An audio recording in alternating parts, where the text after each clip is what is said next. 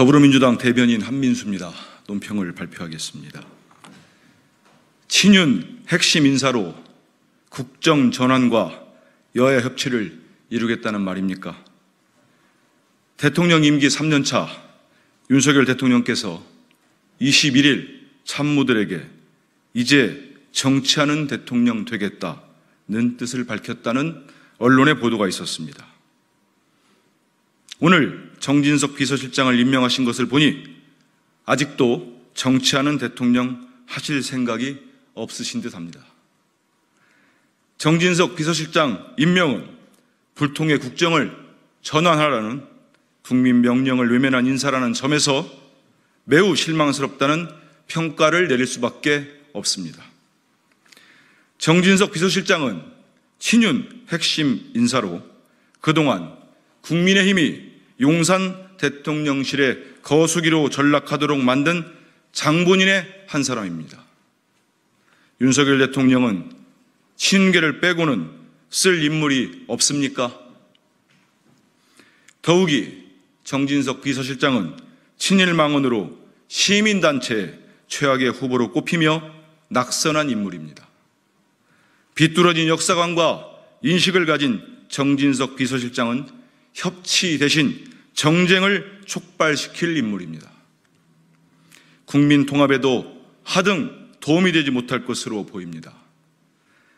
정진석 비서실장은 고 노무현 전 대통령에 대한 사자 명예훼손으로 실형을 선고받았고 제1야당 대표에게 무수한 막말과 비난을 쏟아낸 인물입니다. 그 밖에도 세월호 참사, 이태원 참사 등에 대해 그가 쏟아낸 막말은 일일이 열거하기 힘들 정도입니다.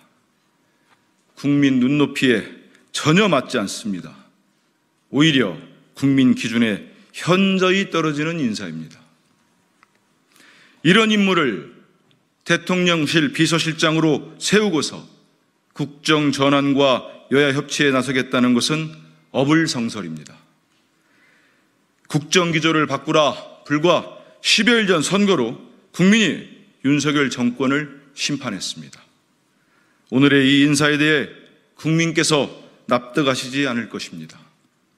지금까지 해왔듯 오직 여당에 대한 영향력을 지키려는 인사라면 국민께서는 회초리로 부족했다고 판단하실 것입니다.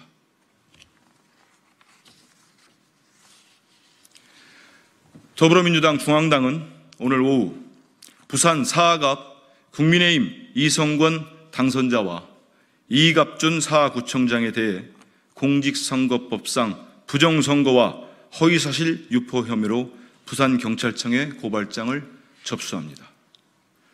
공직선거법 제255조 및 제60조에 의하면 지방공무원인 구청장은 선거운동을 할 수 없고 부정선거운동을 한 자뿐만 아니라 하게 한 자도 3년 이하의 징역 또는 600만 원 이하의 벌금에 처한다고 규정하고 있습니다. 이갑준 부산 사하구청장은 올해 초 2차례에 거쳐 관변단체 관계자에게 전화를 걸어 바로 옆에 있는 이성권 후보를 바꿔주면서 같은 고향이니 단디 챙겨달라고 지지를 호소했습니다.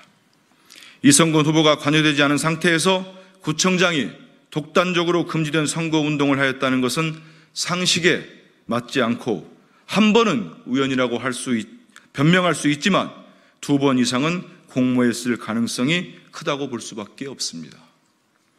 형법 제33조에 의해 신분범에 비신분자가 가담한 경우 비신분자도 신분범의 공범이 성립하는 것이고 예비 후보가 전화로 선거운동을 할 수 있다고 하더라도 선거운동을 할 수 없는 자에게 선거운동을 하게 하거나 함께 선거운동을 하면 공범이 되는 것이 확립된 법리입니다.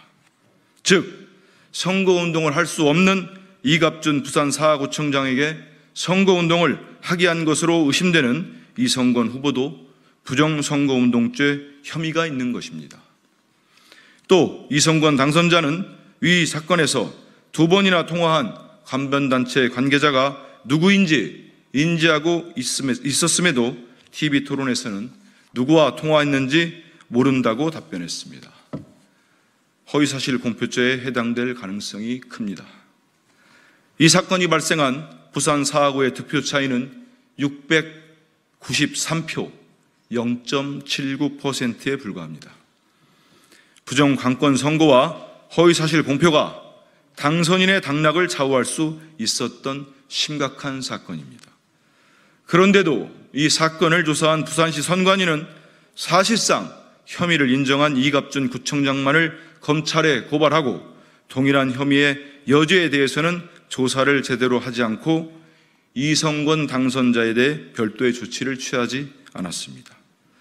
선관위의 소극적인 조사와 조치에 유감을 표합니다. 따라서 더불어민주당은 이성권 당선자를 부정선거 운동죄와 허위사실 공표죄를 포함해 공직선거법 위반으로 고발하기에 이른 것입니다. 경찰은 공직선거법 9조 2항 신속 공정한 수사 조항에 따라 신속하고 철저히 수사해 사건의 진상을 명명백백하게 밝혀주십시오. 이상입니다.